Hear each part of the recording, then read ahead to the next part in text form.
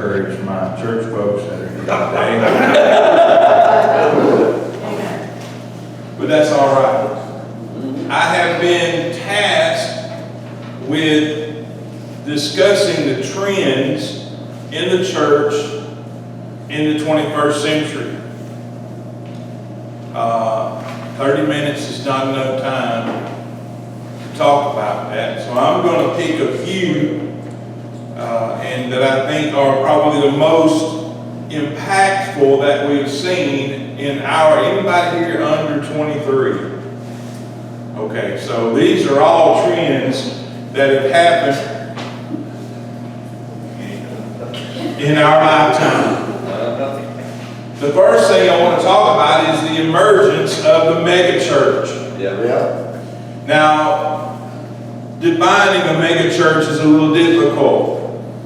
But for our discussion this morning, we're going to consider any church with multiple thousands of members a megachurch. Is that acceptable to everybody? Yeah.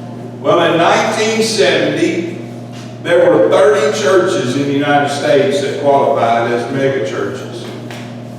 By 1990, that number was 350.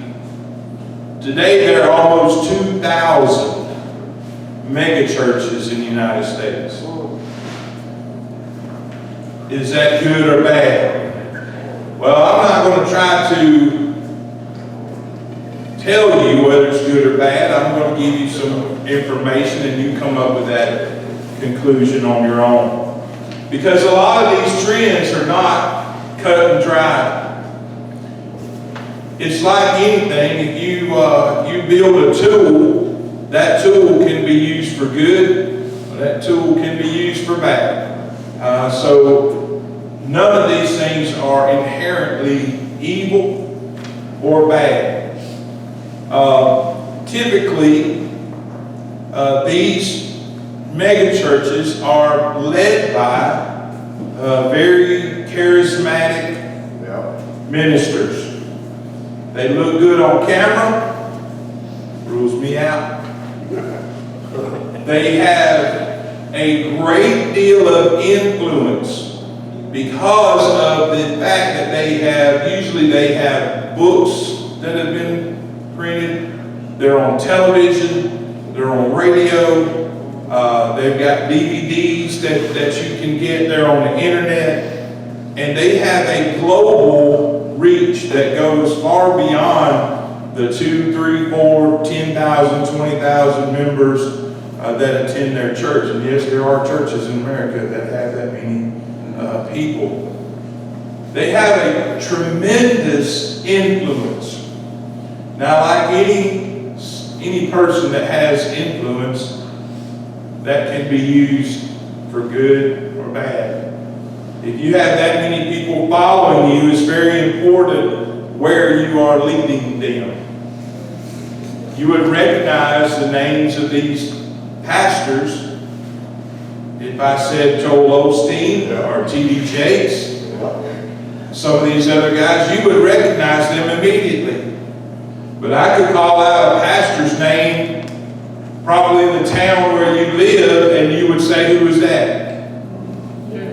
I think that's something we ought to think about right there. Why is it that the influence is all on the megachurch pastors? There's been a great impact on worship styles and the use of technology from the megachurches, primarily because they have money to invest in these things. You probably watch some of these on TV where they have a screen that takes up the whole back wall. And when they do praise and worship, there's all sorts of waves crashing. And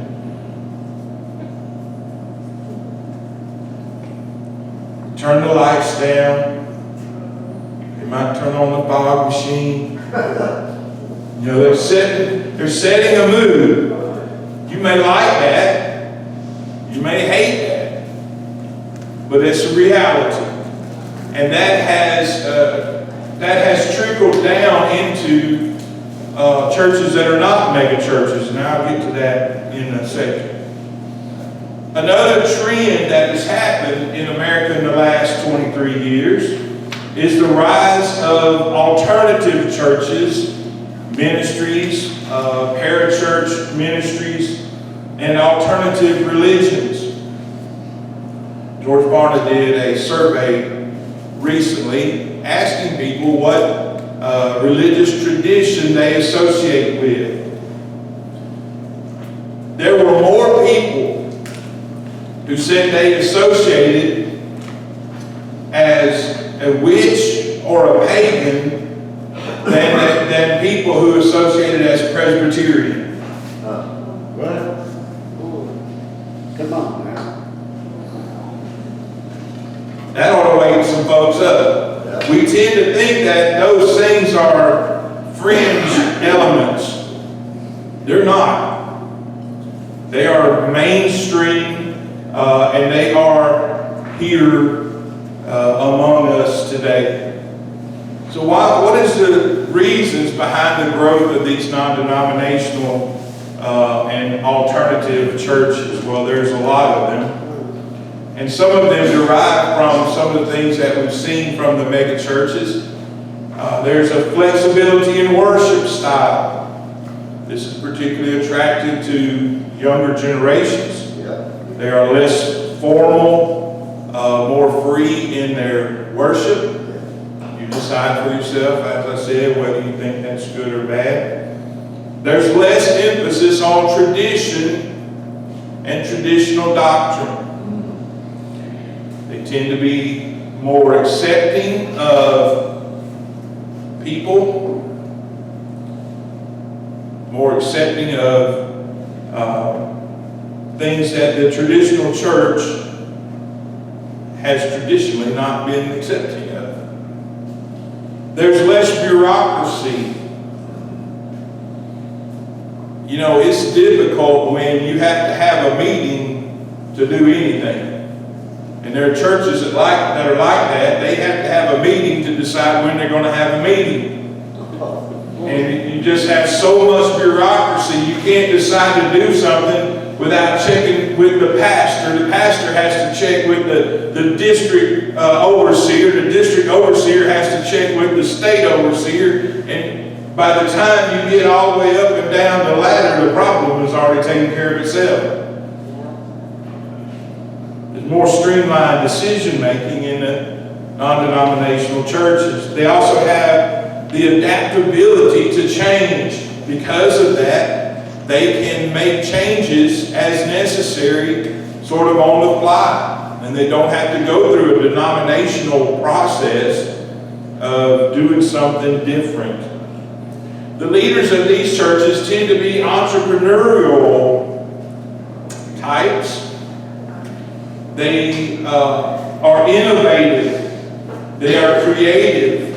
And they come up with ways to reach the community. You decide for yourself whether that's good or bad. And they build a community among their constituents, their congregation. They build relationship. Jesus said, John 15:17, he said, they'll know you're my disciples if you have love one for another. Now the world loves. Sinners love. Jesus is talking about a different kind of love. He's talking about something that other people will recognize as different. And that's the way churches ought to be. Unfortunately, a lot of our traditional churches are lacking in that. And I'm not here to bash traditional churches. I pastor a traditional, I guess you'd call it, we're an untraditional church. But I'm a part of a denomination. But I'm telling you, there are things that in the last 23 years we have gotten off track from. Another thing that has caused these churches to flourish is that they are often in non-traditional locations. They're in storefronts. They're in houses. I've been to a church that's in a barn. But because of these non-traditional locations, they're able to draw people who are dissatisfied with the traditional locations. These are all things that we need to learn from. Now, 2020 exasperated all these issues due to COVID. And I'll give you a few little stats here. In 2022, second year after COVID, of the people that were attending church before COVID, 1 out of every 5 was now only watching church online. 1 out of every 5. You say, well, that's not too bad. We still got 4 out of every 5. No, we don't. 2 out of every 5 weren't even doing that. They left, and I'll tell you, they found something else to do on Sunday mornings. And they have settled into that over a period of time, into this new pattern, this new way of life, and they never looked back. So what we're left with, and many of your churches can attest to this, is that now we have 2 out of every 5 that we used to have. That's not a good number.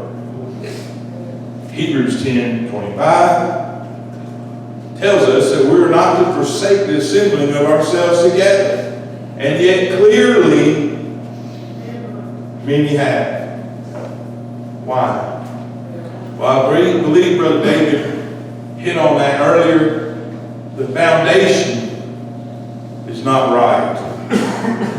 And we have to get the church back to a place where we're on a good foundation.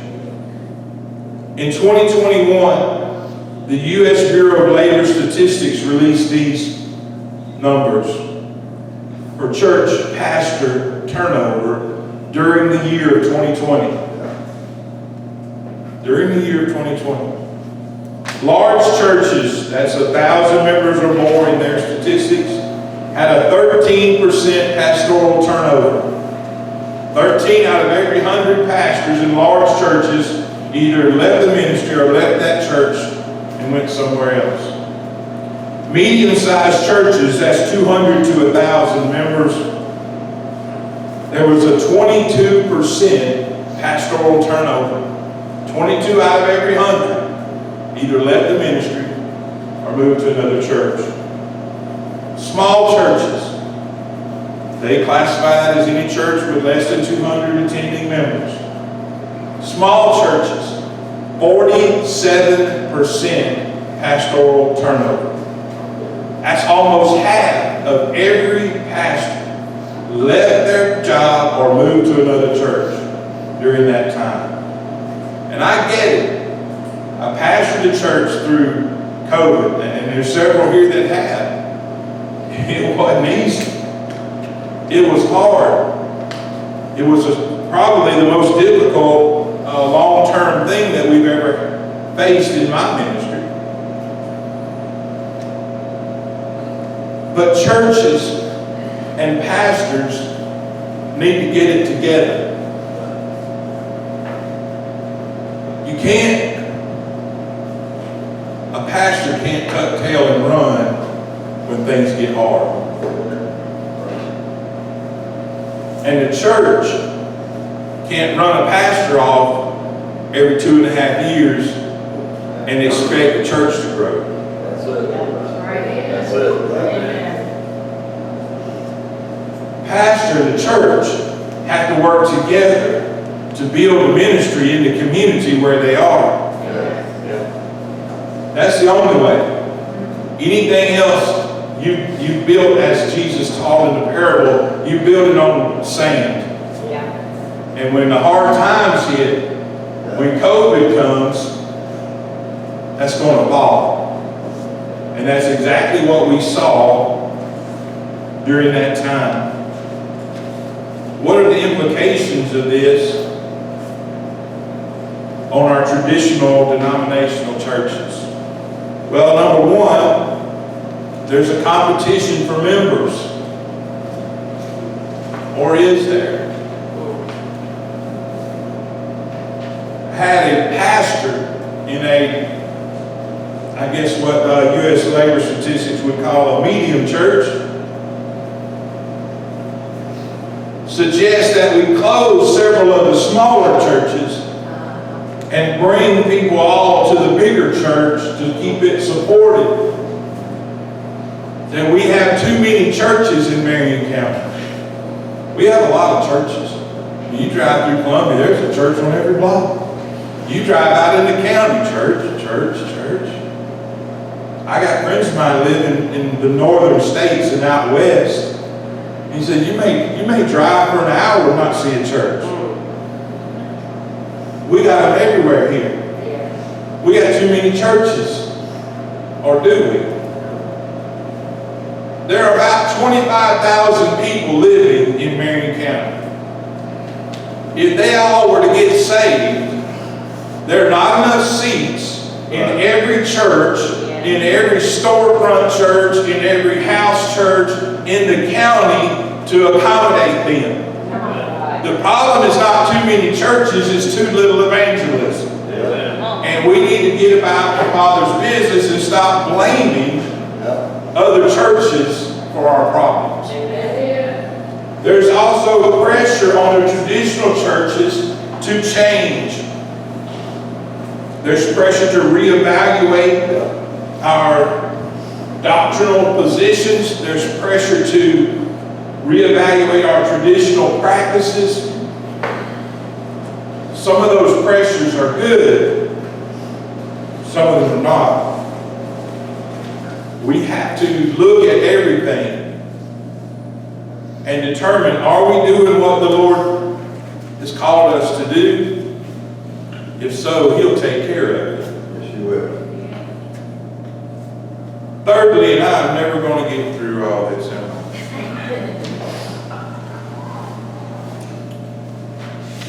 The third trend that we see is controversies in the church over social issues. And you can throw several in there that come to mind. LGBTQ, STUBWXYZ. I can't follow. Gender issues. Political issues. You know, we can love each other without agreeing on everything. We can treat each other with respect and dignity without agreeing on everything. Now, there's some things we can't compromise on. If God said it, that settles it. Whether you believe it, whether I believe it, whatever, it doesn't matter. God's word is authoritative and final. Yes. But beyond that, we need to learn to get along. We need to learn to love one another. And we need to learn to accept one another's difference of opinion. These responses also to social issues like climate change, immigration, will cause so much strife in a congregation because we live in a country that is probably more divided than I've ever seen in my lifetime. And social discourse is dead. You can't sit down and have a conversation with someone who believes differently than you. It results in a shouting match and name calling and sometimes violence. No one wants to actually talk about things. The church should be the standard bearer for that, not following the culture. Amen. And that goes for a lot of things. And of course, we have in the church our own internal divisions and impacts, hot button issues. I heard a story several years ago about an elderly deacon who didn't attend many of the business meetings and things anymore. He was letting the younger people handle that. But he heard that the church was about to spend some money. So he shows up at the meeting where they're discussing buying a chandelier for the church. And he listens to everybody talking. At the end, he raised his hand. He said, "Mr. Speaker, I'd like to say something." And he stood up, kind of frail and fragile. he stood up and he said, first off, I'm concerned that if we were to order a chandelier, that nobody in the church would know how to spell it. He said, furthermore, I'm worried. I don't understand why we would go buy a chandelier when we don't have anybody in the church that knows how to play it. And he said, the thing that concerns me the most is why we're spending all this money on a chandelier as bad as we need lights in the church. But it's an example of how some people are just going to fight every change that comes up. A lot of it stems from a misunderstanding or a failure to understand or to even try to understand what is going on. All change is not bad. Some change is bad. And we need to pray in these days for discernment over which is which. Another trend in the church is digital ministry. The integration of technology into our worship services, live streaming. I can't tell you how many people I've talked to, invited them to church, and they said, well, do y'all live stream? 10 years ago, nobody even knew what that meant. What is that? No, we don't do that. What is that? Online services, podcasts, webinars, digital resources that are offered on the websites. Social media has made a huge impact on churches. Good and bad. It's a tool, like anything else. Mobile apps. A lot of churches have their own app you can pull up. Tells you all about the church, when the services are, allows you to click a little button and give money. Technology. And of course, we already talked about these multimedia presentations at the churches. The big mega church with their mural screen on the back, all the way down to your church that has a little TV screen over the altar, where you have a group of people that complain because they don't want to read the words on the wall. Oh, I've been waved down. I'm never going to make it.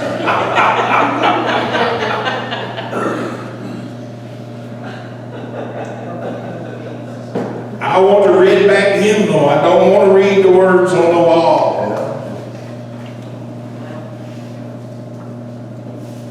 Technology, bad.